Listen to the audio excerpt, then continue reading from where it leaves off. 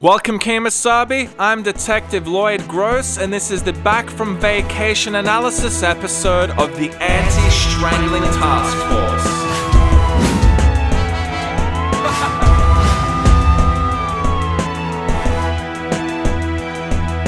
We're going to be looking at links to the Yakuza, organized crime, drug trafficking, as well as analyze the rest of the Back from Vacation episode. In last week's episode, identifying Scranton Strangler puzzles, we sort of took this particular puzzle halfway. But in this episode, we're going to analyze the rest and we're going to see what other informational clues are provided to us. Now, just to recap what we covered in the previous episode, we touched on the Michael Scott paradox, which led us to question the timing of Michael's breakup with Carol. We had a look at the anomaly with Michael's postcard, which we interpreted as more stamps equaling more distance, and the fact that it was a picture of Falmouth Court, we also inferred that he was up to something illegal. We also looked at motif. We had both Pam and Ryan sort of encourage us to ask the question where Michael really went. And we also did an analysis of the name Bevan, which led us to conclude that the source or origin of the name is most likely to be Australia, and hence the true destination of Michael's trip. If you haven't seen that episode, I've linked it right here for you. Some things might not make sense unless you've also seen that. But we're going to get straight into it. The first thing we're going to look at is the photograph of Michael with Jan in Jamaica. The deleted scenes with Pam and Ryan don't only lead us to question his destination, but they really encourage us to question the legitimacy of the photograph. I don't know if Michael and Jan really went to Jamaica because Michael's way into Photoshop. For example, I never went with him to Egypt.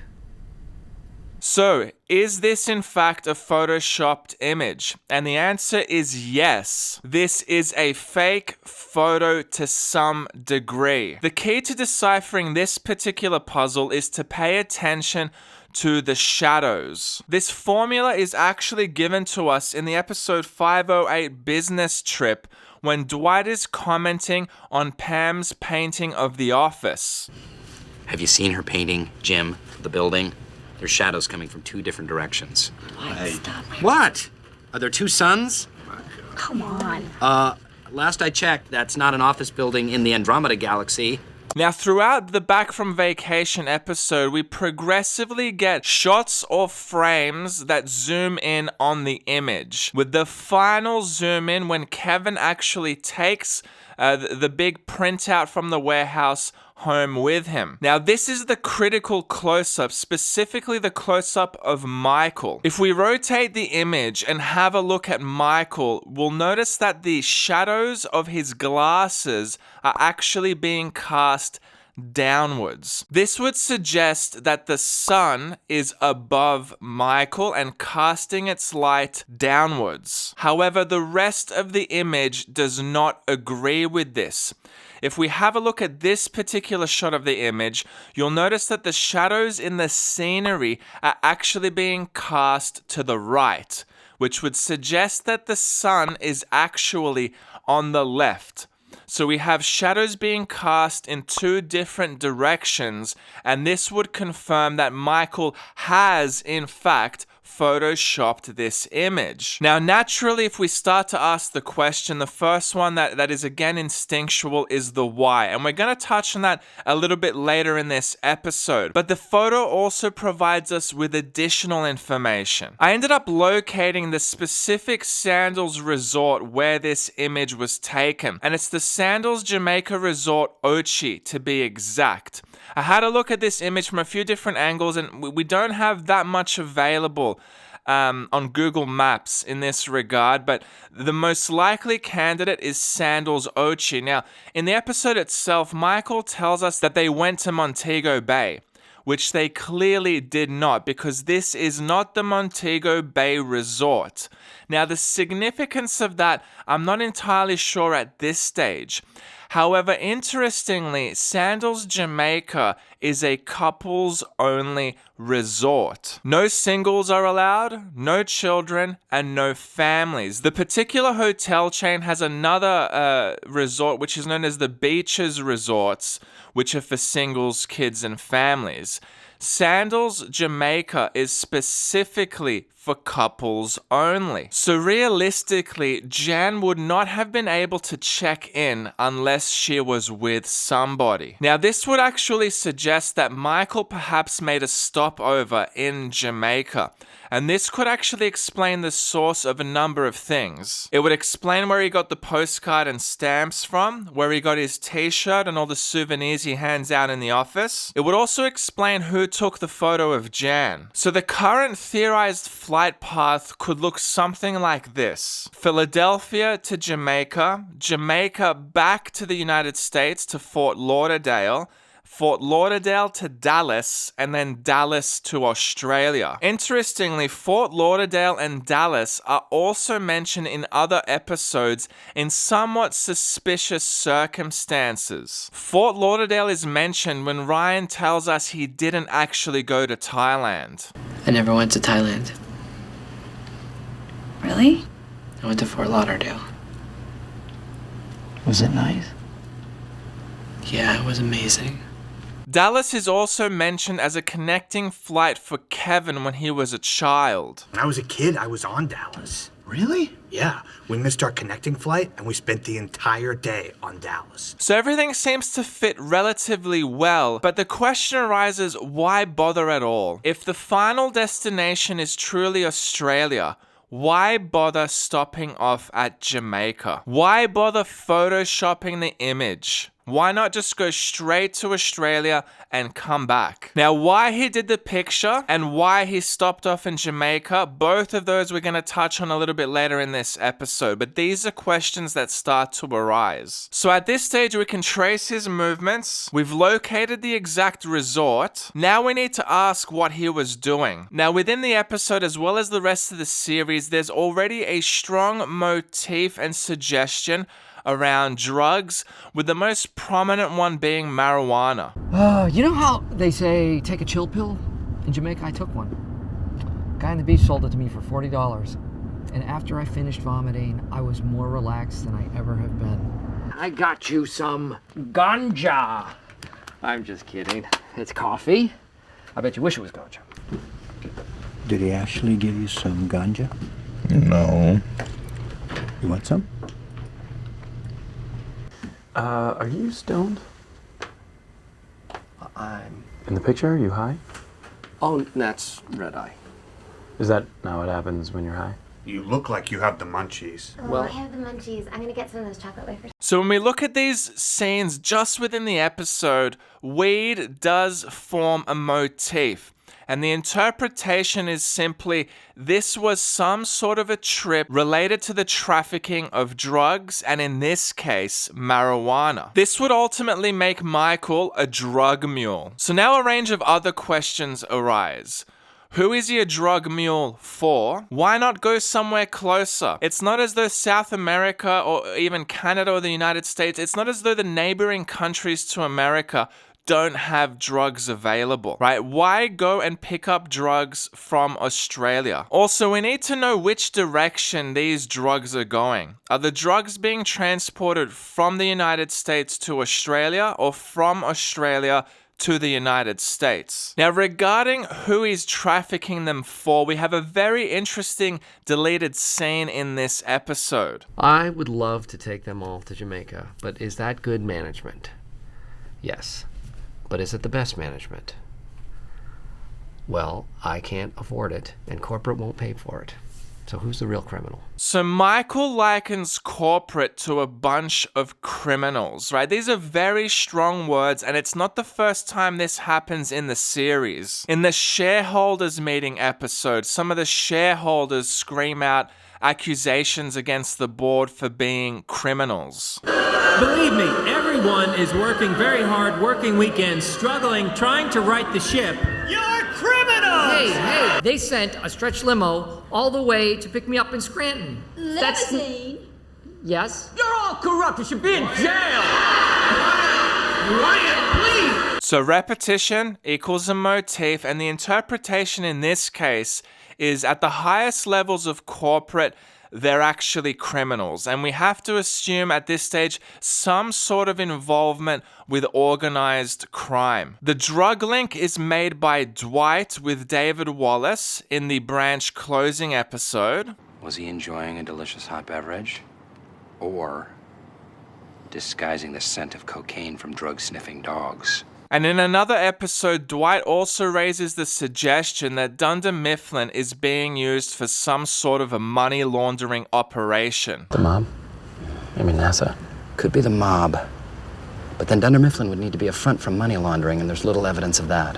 Is there some evidence? Now, the critical episode here is actually the episode Mafia. We have an entire episode dedicated to us in providing somewhat of a narrative behind how organized crime got involved with Dunder Mifflin. So we're dealing with some sort of a mafia shakedown. Some organized crime group locked its eyes on Dunder Mifflin and said, this is going to be the organization that we launder our drug money through. Now, do we have any potential candidates for who this crime group could actually be? We have a very strong motif about one particular organized crime group, and that group is the Yakuza. We have a Japanese national working in the warehouse by the name of Hide, who says he killed a Yakuza boss. In Japan, heart surgeon, number one, steady head.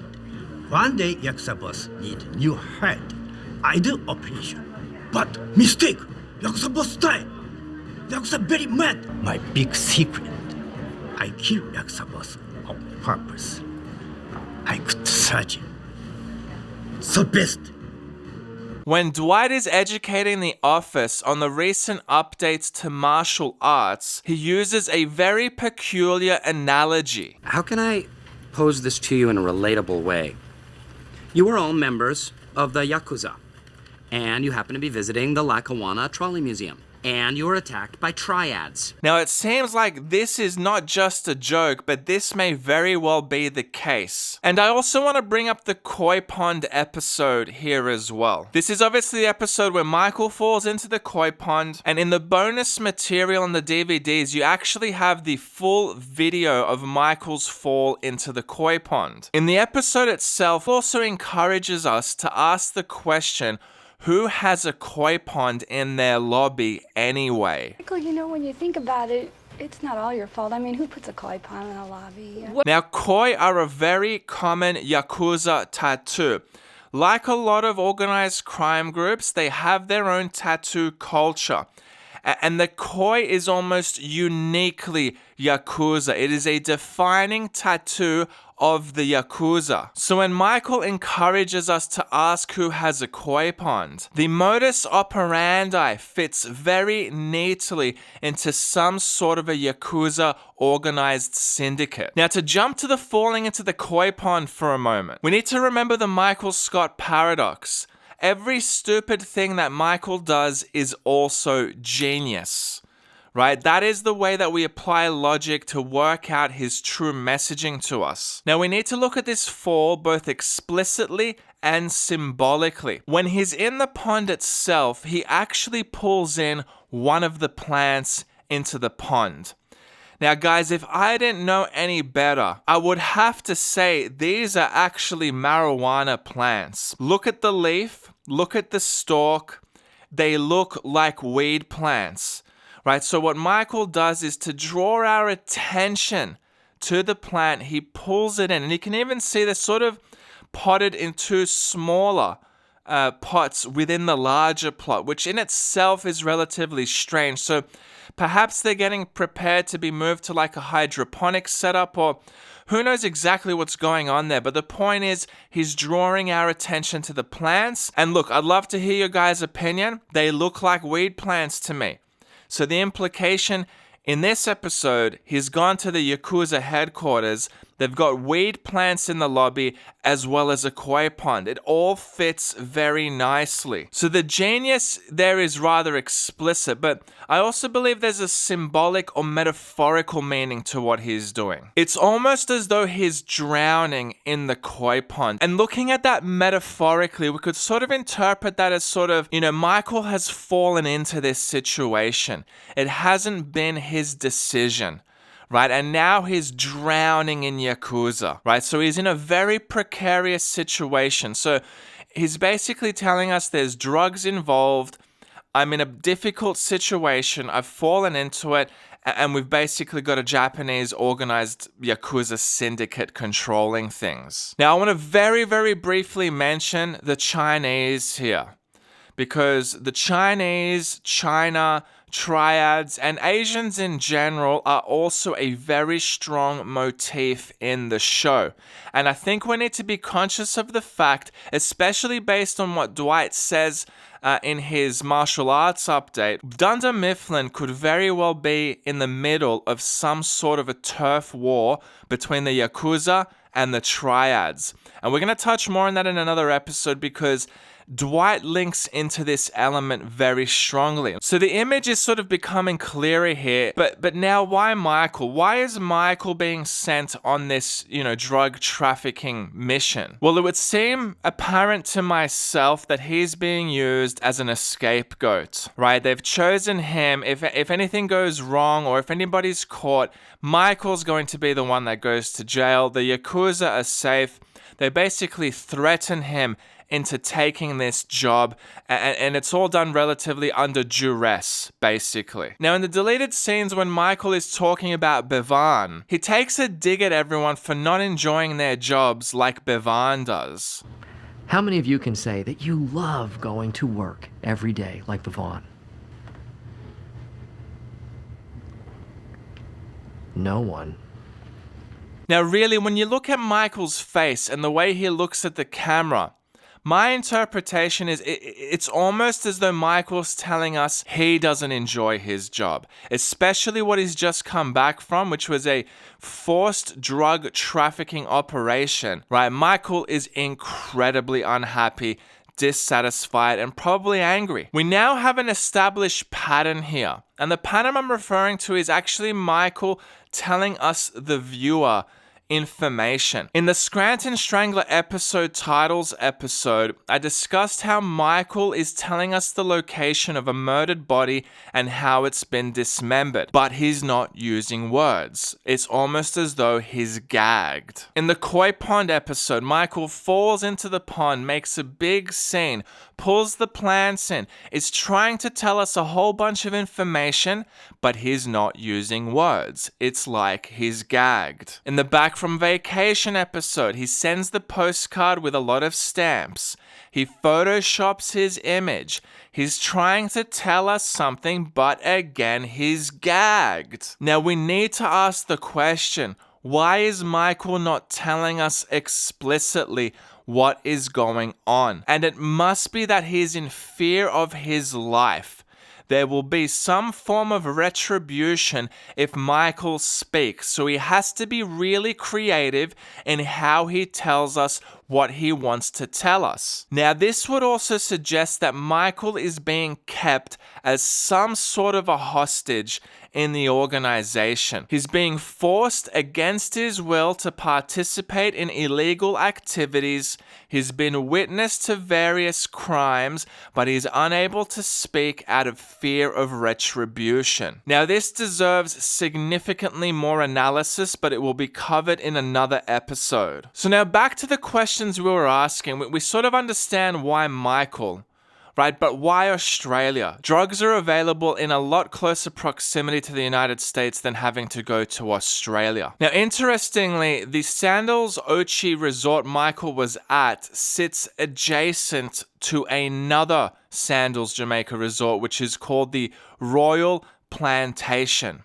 Now, this could be a little bit of a weaker inference, right? But Australia is also in close proximity to Japan and China. It is a lot easier for triads and the Yakuza to establish some sort of a marijuana plantation in Australia than it would be in, let's say, South America or the United States. Now, Australia being a Commonwealth country that is under the Queen of Britain would ultimately be a royal country, if you want to put it that way. And if the plantation is based in Australia, that's where we get the royal plantation. So the reason the trip has been done to Australia is because that's where the plantations are, which then leads us to the directions the drugs are being transported. And I think the more likely direction is obviously from Australia to the United States. Now, obviously, one person cannot bring in a significant amount of weed. This must be, a couple of pounds at best,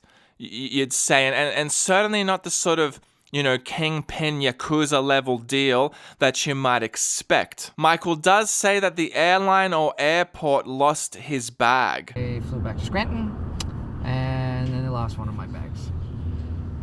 So that is likely the bag that had the drugs, and it must also mean that the baggage handlers are in on the ruse somehow. They're also linked to organized crime.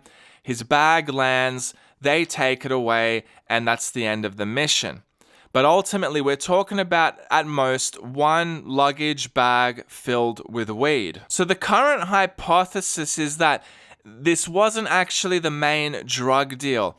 Michael went to collect samples from the plantation and to bring them back to the Yakuza, who might be showing them to potential customers or clients for a future drug deal. And that's something we need to be mindful of now, that from this episode onwards, there might be a massive drug deal that is about to go down at some point.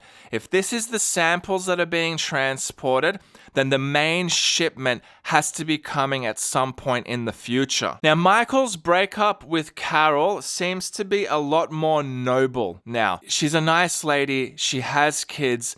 He probably just doesn't want her to get mixed up in any of this. Well, what about Jan then?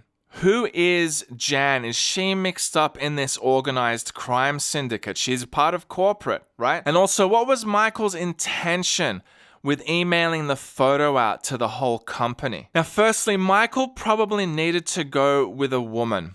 A couple is possibly less likely to draw attention from security at the airport, right? It looks a little bit less suspicious, might draw less attention, so he needed a woman. Carol was no longer going, so he ends up telling corporate or his handlers that he needs a woman to go with him in order to fulfill this mission.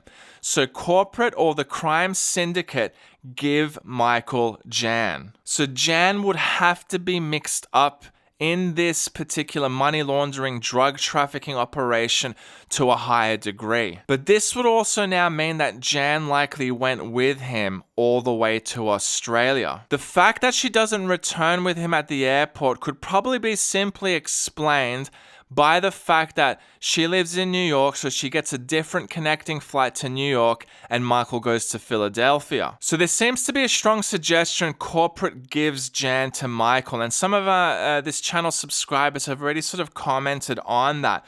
But now we have somewhat of a paradox manifest. The inference of the various motifs, anomalies, and, using logical deduction strongly suggests that Michael didn't go to Jamaica. But with logic, we've also come to the conclusion that he at least made a stopover in Jamaica, right? So ultimately, the end destination was never Jamaica. So in that sense, the paradox is he did go to Jamaica, but he didn't go to Jamaica. It was just a stopover. It was never the true end destination or purpose of the trip. So this now brings us to why go to Jamaica at all? Why Photoshop the image if he was there even for a brief time with Jan? And then lastly, why send it out to the whole company? Now keep in mind the hypothesis, guys. The Yakuza have sent him to Australia.